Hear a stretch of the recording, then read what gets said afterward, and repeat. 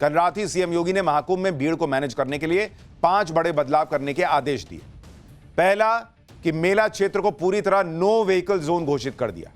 सभी तरह के वाहनों की एंट्री पर रोक लगा दी। अब मेले में कोई गाड़ी जाएगी ही नहीं। दूसरा, सभी तरह के वीवीआईपी पास रद्द कर दिए गए। अब कोई भी वीवीआईपी पास की आड़ में वाहन लेकर महाकुंभ जा ही नहीं पाएगा। तीसरा, श्रद्धालुओं को दिक्कत ना हो इसके लिए कई रास्तों को वन वे कर दिया गया है। चौथा, प्रयागराज में वाहनों की एंट्री को बंद कर दिया गया है, उन्हें प्रयागराज के बॉर्डर पर रोका जा रहा है। पांचवा, 4 फरवरी तक ये बदलाव जारी रहेंगे। शहर में 4 पहिया वाहनों की एंट्री को पूरी तरह से बंद कर दिया गया है। इन बदलावों के बाद व्यवस्था कैसी है? क्या कल के हादसे के बाद से महाकुंभ में आने वाले लोग डरे हुए हैं? इन सब पर आपको महाकुंभ से एक रिपोर्ट दिखाता हूं। अभी मेला क्षेत्र में व्यवस्थाएं ठीक है? मेला क्षेत्र में व्यवस्थाएं बहुत शानदार है। अभी कल हादसे के बाद कितना कुछ परिवर्तन आपको दिखा? हमको ऐसा क्राउड ऐसा इकट्ठा नहीं होने दे रहे हैं। सब आराम से जा रहे हैं, आराम से आ रहे हैं और साफ सफाई भी बहुत बढ़िया लग रही है। वैसे कुछ हादसे के बाद से किस तरीके से अब परिवर्तन हो रहा है? हर रोज दिखा है प्रशासन भी पूरा मतलब लग रहा है पूरा पूर्वांचल का पुलिस यहाँ पे रोक गया है। पूरा प्रशासन है, सफाई ठीक से है। अभी कल के बाद से जो हादसा हुआ था उसके बाद से कितना परिवर्तन देख? पूरा परिवर्तन है। पूरा परिवर्तन है। क्या दिखाई पड़ा? पूरा मेला खाली है, बढ़िया स्नान हो रहे हैं संगम में और कोई दिक्कत नहीं। परिवर्तन तो कुछ नहीं है, पर पब्लिक इस तरह से आ रही जा रही है, किसी को कोई भी परेशानी नहीं है। बहुत अच्छा परिवर्तन है, किसी तरह की कोई दिक्कत नहीं है, कोई मतलब हर तरह की सुविधा है और ऐसा नहीं लगता कि कोई हादसा हुआ था। ऐसा देखने में बिल्कुल हर तरह से एकदम परफेक्ट है। तो जो पब्लिक आज पहुंच रही है सब कह रहे हैं कि मामला परफेक्ट दिख रहा है। महाकुंभ से आ रही ग्राउंड रिपोर्ट यही बात कह रही है कि मेला क्षेत्र के अंदर ज्यादा भीड़ को जुटने ही नहीं दिया जा रहा। वाहनों की एंट्री बंद कर दी गई है। वाहनों को अब प्रयागराज के बाहर ही रोका जा रहा है, लेकिन इससे एक नया चैलेंज खड़ा हो गया है। प्रयागराज की तरफ आने वाले रास्तों पर भारी जाम लग गया है। प्रयागराज के बॉर्डर पर वाहनों की लंबी लाइन लग गई। ये तस्वीरें रीवा से प्रयागराज आने वाले हाईवे की हैं। पूरी सड़क जाम है, गाड़ियां घंटों से खड़ी रही। प्रयागराज पहुंचने से 10 किलोमीटर पहले जाम की क्या हालत है वो भी देखिए। गाड़ियां बेतरतीब तरीके से जाम में फंसी हुई हैं, निकलने की कोई जगह नहीं है। आप देखिए कितना बड़ा जाम लग गया। लोग पैदल ही महाकुंभ की तरफ रवाना हो रहे हैं। प्रशासन के लिए इन लोगों के लिए व्यवस्था करना भी अब बड़ी चुनौती है, क्योंकि जाम में महिलाएं और बच्चे भी फंसे हुए हैं और उनके लिए भाई जो फंस गया वो तो घंटों फंसा हुआ है और कोई घर से इतना खाना पानी तो लेकर निकला नहीं होगा कि मैं घंटों फंसूंगा और मैं गाड़ी में खाता पीता रहूंगा। तो उन लोगों के लिए व्यवस्था करना, इस जाम को खुलवाना, इसको सुनिश्चित करना कि लोग घर तक पहुंचे या कुंभ तक पहुंचे, ये अब एक नया चैलेंज खड़ा हुआ है। जाम की क्या स्थिति है सुनिए जरा। इतना बुरा जाम लग चुका हुआ है, दूर से दूर तक आपको दिखा रहे हैं। ये देखिए, मतलब ये प्रयागराज से 10 किलोमीटर पहले, 15 किलोमीटर पहले की ये हालत है। देख रहे हैं जैसा कि आप भीड़ देख रहे हैं आप। अगर आप रिस्क लेके आ सकते हैं कुंभ नहाने तो जरूर आइए, अन्यथा आप ना ही आइए। पैदल भी आने जाने की कोई संभावना नहीं दिख रही। बाकी भीड़ तो आप इधर देख ही रहे हैं, हो गया हम तो पैदल ही चल रहे हैं। हालांकि इस भीड़ को, इस जाम को खुलवाने का भी प्रयास हो रहा है, तो इसलिए वीडियो को सुन के कि ना ही आइए तो अच्छा है, उसमें भी मत पड़ी। प्रयागराज के बाहर भी भीड़ है, शहर के अंदर भी भीड़ है।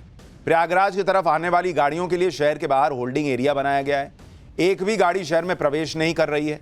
हर सड़क जो महाकुंभ की तरफ जा रही है उस पर सिर्फ पैदल यात्री जा रहे हैं। शहर के अंदर दाखिल होने के बाद हर 1 किलोमीटर पर होल्डिंग एरिया बना दिया गया है, जहां भीड़ को कुछ देर के लिए रोका जा रहा है। होल्डिंग एरिया में भी लोगों को कोई परेशानी ना हो, ये एक चुनौती है। इस चुनौती से निपटने के लिए भी योगी आदित्यनाथ ने आदेश दिए हैं। होल्डिंग एरिया में खाने पीने का इंतजाम करने के लिए कह दिया गया है। एक चुनौती यह भी है कि मौनी अमावस्या पर जो करोड़ों की भीड़ गंगा स्नान करके लौट रही है, उन्हें भी कोई दिक्कत ना हो। इस चुनौती से निपटने के लिए प्रयागराज के रेलवे स्टेशन से लगातार ट्रेनों की आवाजाही हो रही है। रेलवे ने 364 ट्रेनों से लोगों को उनकी मंजिल तक पहुंचाया है। प्रयागराज रेलवे स्टेशन पर हालांकि लगातार भीड़ बनी हुई है। यहां पर प्लानिंग के साथ लोगों को प्लेटफॉर्म पर भेजा जा रहा है। कल मौनी अमावस्या के स्नान वाले दिन करीब 12 लाख लोगों को रेलवे ने उनकी मंजिलों तक पहुंचाया। आज भी रेलवे इसी तरह से काम कर रही है। एक रिपोर्ट वहां से भी देखिए। पीछे तस्वीरों में आप देख सकते हैं हम प्रयागराज के रामबाग महत्वपूर्ण स्टेशन पे खड़े हैं, जो कि संगम क्षेत्र से तकरीबन 4 किलोमीटर की दूरी पर ये स्टेशन है। और यहाँ पर सिस्टमैटिक तरीके से जो स्नार्थी यहाँ पर आए हैं उनको भेजा जा रहा है। लोगों की एक लंबी लाइन यहाँ पर बाकायदे बना दी गई है। आरपीएफ की जो टीमें हैं वो यहाँ पर लगी हुई है। इसके साथ ही सीआरपीएफ को लगाया गया है। अनाउंसमेंट भी किया जा रहा है कि फला ट्रेन जो है वो अभी आने वाली है, आप अपने लाइन में लगकर ट्रेन की प्रतीक्षा करें। जैसे ही ट्रेन आने के बाद यहाँ पे बैरिकेडिंग जो है वो खोली जा रही है। जितनी भीड़ अंदर स्टेशन पर जो उसकी क्षमता है उतनी ही भीड़ों को अंदर यहाँ पर भेजा जा रहा है। जो भीड़ आ रही है या जो लौट रही है उसे कैसे मैनेज किया जा रहा है उसका भी एक वीडियो आपको दिखाता हूं। इस वीडियो में आपको दिखेगा कि कैसे पुलिस श्रद्धालुओं को बारी बारी से एंट्री और एग्जिट करवा रही है। आप देखिए तस्वीर। एग्जिट पॉइंट पर श्रद्धालुओं को रोका गया है। मौके पर तैनात पुलिस अफसर उन्हें अपने साथ सुरक्षित एग्जिट करवा रहे हैं। श्रद्धालुओं को रेलवे स्टेशन की तरफ जाना है या बस स्टैंड की तरफ, उसी के मुताबिक अलग अलग रास्तों से उन्हें एग्जिट करवाया जा रहा है। एक जत्थे की एंट्री या एग्जिट के वक्त पीछे के जत्थे को रोका जा रहा है। यह व्यवस्था पूरे मेला क्षेत्र में लागू है। बॉस, एक चीज यह भी ध्यान रखनी होगी, हम बात कर रहे हैं 28 करोड़ 30 करोड़ लोगों की जो इस मेले में आए हैं इतने दिनों में। हम सब चाहते हैं व्यवस्था 100% परफेक्ट, और सबसे आसान होता है पुलिस को कोस देना, ये नहीं था वो नहीं था। लेकिन आप सोचिए, पुलिस वाले भी बॉस घंटों घंटों की ड्यूटी कर रहे हैं। वो बैठ तक नहीं रहे, खड़े हैं अपनी जगह पर, इस तरह से ड्यूटी कर रहे हैं। करोड़ों लोगों को संभालना कोई आसान काम नहीं होता। तो उन पुलिस वालों की जो मेहनत है ना, उसको भी थोड़ा सा ध्यान में रखना होगा। सीएम योगी के सामने एक चुनौती यह भी है कि भगदड़ के बाद लापता हुए लोगों को उनके परिवार वालों के पास कैसे पहुंचाया जाए। कल हुई भगदड़ के बाद भले ही प्रशासन ने तेजी से एक्शन लिया, लेकिन अभी भी कई लोग ऐसे हैं जिनके परिवार वाले उनसे नहीं मिल पाए। ऐसी ही एक लड़की दिल्ली से अपने पिता को खोजने आई है। उसके पिता कल भगदड़ के बाद से नहीं मिल रहे। रोते रोते लड़की हर जगह मदद की गुहार लगा रही। एक बार उस लड़की को सुनिए। भगदड़ मच गया, सब लोग भागने लग गए, एक दूसरे को सबको चलते हुए चलने लग गए। पापा ने फोन दे दिया था किसी और को नहाते टाइम, वो नहीं जा पाए, वो यहीं पे रह गए। हम कंटिन्यू ढूंढ रहे हैं उनको हर जगह पे, हर एक हॉस्पिटल में हमने देख लिया, बट वो कहीं भी नहीं मिल रहा। जितना भी यहाँ से बॉडी या फिर जितने भी पेशेंट है जो यहाँ से जाते हैं, मैंने वो हर हॉस्पिटल में देखा है, बट कहीं भी नहीं मिले वो मुझे। उन्होंने बोला है कि मिल जाएगा, बट कल मॉर्निंग में कराया, अभी तो कुछ पता नहीं है उसका। यानी महाकुंभ में एक अलग तरह का चैलेंज यह भी है कि कुछ लोग प्रशासन के बताए निर्देशों को मन नहीं मान रहे, जिससे हादसे की नौबत आ सकती है। अब यही तस्वीर देख लीजिए। प्रयागराज को झूसी से जोड़ने वाले शास्त्री ब्रिज की यह तस्वीर है। माफ कीजिएगा। इसी पुल से लोग झूसी की तरफ होते हुए वाराणसी जाते हैं। पुल पर लोगों की भीड़ है। एक लड़का पुल की रेलिंग पार करके बाहर की तरफ से एकदम लटकता हुआ आगे जाने की कोशिश कर रहा है। शास्त्री पुल के नीचे महाकुंभ का क्षेत्र है जहां टेंट लगे हुए। नीचे खड़े लोग चिल्ला रहे हैं, ये भाई क्या कर रहे हो, ऐसा मत करो, खतरनाक है। इस लड़के के साथ अगर कोई हादसा हो जाए तो भी सवाल खड़े होंगे कि भाई इतनी भीड़ थी, लड़का गिर के मर गया। लेकिन लड़का क्या कर रहा है बॉस, हमको भी तो अपने आप में देखना होगा। सुनिए एक बार कि कैसे लोग उसको कह रहे हैं कि भाई ऐसा मत करो, क्या कर रहे हो। उसके बाद आपको बताता हूं महाकुंभ को लेकर जो अलग लेवल की पॉलिटिक्स चल रही है वो कितना बड़ा चैलेंज बन गई। ये देखिए, ये वाह भाई वाह, ये रिक्स ना उठाओ भाई। हेलो भाई, इतना बड़ा रिक्स ना उठाओ। ये देखिए, ओए भाई ओए, इतना बड़ा रिक्स ना उठाओ यार। ये देखिए भाई, ये महाकुंभ की तैयारी आप देख रहे हैं, ऐसा करना चाहिए इनको। बताइए प्रशासन, भाई इतना बड़ा रिक्स ना उठाओ यार, कोई दिक्कत नहीं भाई। इसका कलेजा तो देखिए भाई, इसको कहते हैं, इसको कहते हैं यार, कुछ तो सोचो। इसलिए मैं लोगों से भी कई बार अपील कर रहा हूं, प्रशासन अपनी जगह है, व्यवस्था अपनी जगह है, लेकिन थोड़ा संयम रखिए, थोड़ा अनुशासन रखना पड़ेगा, क्योंकि जो हो रहा है वो अभूतपूर्व है। करोड़ों लोग हैं बॉस, कोई छोटी मोटी भीड़ नहीं है। इसलिए थोड़ा सा कष्ट सहना पड़े तो सही है, लेकिन नियम से चलिए। प्रशासन अपनी तरफ से पूरी कोशिश कर रहा है कि लोगों को परेशानी ना हो। प्रयागराज के स्थानीय लोग भी महाकुंभ में आने वालों की मदद कर रहे हैं। खासकर इलाहाबाद यूनिवर्सिटी के छात्र महाकुंभ आ रहे लोगों की मदद कर रहे हैं। इलाहाबाद यूनिवर्सिटी कैंपस के अंदर श्रद्धालुओं के लिए व्यवस्था कर दी गई है। कैंपस के दरवाजे भीड़ के लिए खोल दिए गए। बड़ी संख्या में लोग इलाहाबाद यूनिवर्सिटी की मेन बिल्डिंग में रुके हुए हैं। इलाहाबाद यूनिवर्सिटी की आर्ट फैकल्टी के अंदर बरगद लॉन में बड़ी संख्या में श्रद्धालु रुके हैं। छात्र भी अपनी तरफ से इन लोगों की पूरी मदद कर रहे हैं। जिनके पास कंबल नहीं है, कंबल दे रहे हैं। नाश्ते और खाने की व्यवस्था छात्र कर रहे हैं। बॉस, सोचिए कितनी बड़ी बात है। इलाहाबाद यूनिवर्सिटी नहीं बल्कि यूनिवर्सिटी के पास बने हॉस्टल भी श्रद्धालुओं की मदद कर रहे हैं। इलाहाबाद यूनिवर्सिटी के ठीक सामने बने केपीयूसी हॉस्टल में भी कई श्रद्धालु रुके हुए हैं। हॉस्टल में रहने वाले छात्र श्रद्धालुओं के लिए खाने और नाश्ते की व्यवस्था कर रहे हैं। बॉस, आप सोचिए इससे बड़ा सनातन का सबक क्या होगा।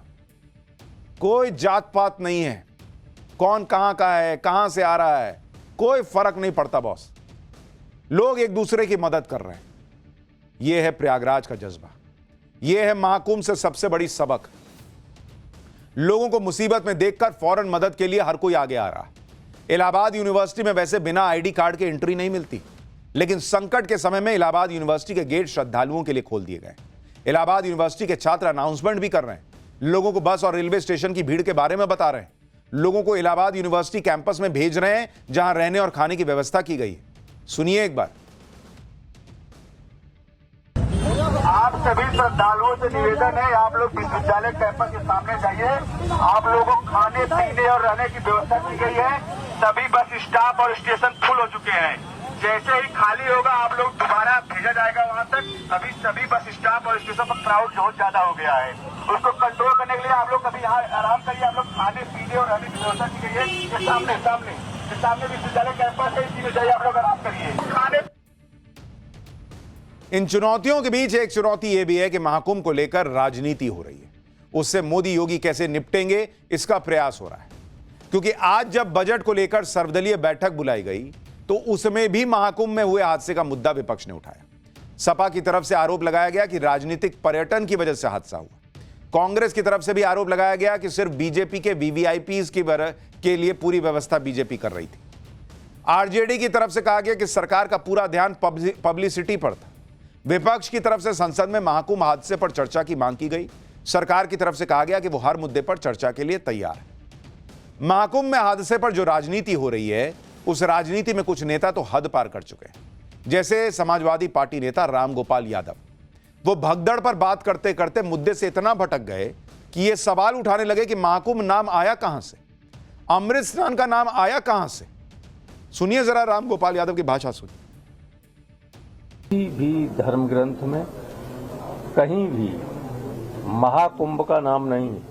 कुंभ है, महाकुंभ नहीं। आप लोग देख लेना वेद पुराणों को, उसको महाकुंभ कर दिया गया। अमृत स्नान का नाम पहली बार आप लोगों ने सुना हो। गंगा में स्नान जो करते हैं वो कल अमृत स्नान था। अमृत स्नान कराने जा रहे थे तो अमर कर दिया, हमेशा के लिए लोगों को मार दिया। आप कुंठा का लेवल सोचिए बॉस।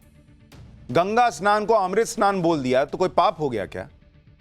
महाकुंभ नाम कहां है, वेदों में बैठ के ढूंढिए। बॉस, वेदों पे इतना भरोसा है, सनातन पर इतना भरोसा है, तो राम भक्तों पे गोली क्यों चली थी? तब नहीं समझ में आ रहा था राम भक्तों का दर्द। महाकुंभ में जो साधु संत आए हैं वो खुद इसे महाकुंभ बता रहे हैं, तो फिर रामगोपाल यादव को किस बात की दिक्कत है? जहां तक अमृत स्नान की बात है तो खुद साधु संतों ने यह मांग रखी थी शाही स्नान की जगह राजसी स्नान या अमृत स्नान कहा जाए। उधर अखिलेश यादव ने इशारों में यह आरोप लगाया कि मरने वालों की संख्या ज्यादा है, सरकार इसे छिपा रही। सुनिए अखिलेश यादव। इंतजाम सरकार के अच्छे होते तो शायद ये घटना न होती। जो बात ये कही जा रही थी कि इतने लोग श्रद्धालु आएंगे, लोग स्नान करेंगे, और कई सरकार के माध्यम से यहाँ तक आया कि ये अधिकारियों के लिए और ख़ासकर जो सुरक्षा में लगे हैं उनके लिए ये मैनेजमेंट की स्टडी भी होगी, और उसके बाद ये घटना होना 25 लाख कम है और मदद करनी चाहिए।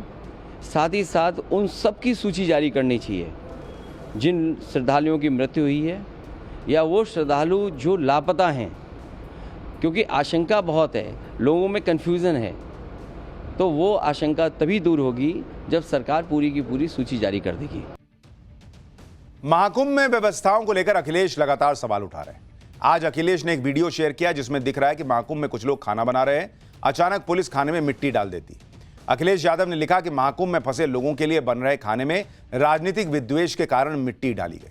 हालांकि अभी तक यह साफ नहीं हो पाया कि वीडियो किस जगह का है, यह वीडियो सही है या गलत, इसकी पुष्टि भी नहीं हो पाई है। क्यों मिट्टी डाली गई, पुलिस ने एक्शन क्यों लिया, यह भी पता नहीं चल पाया, लेकिन चल रहा है मामला।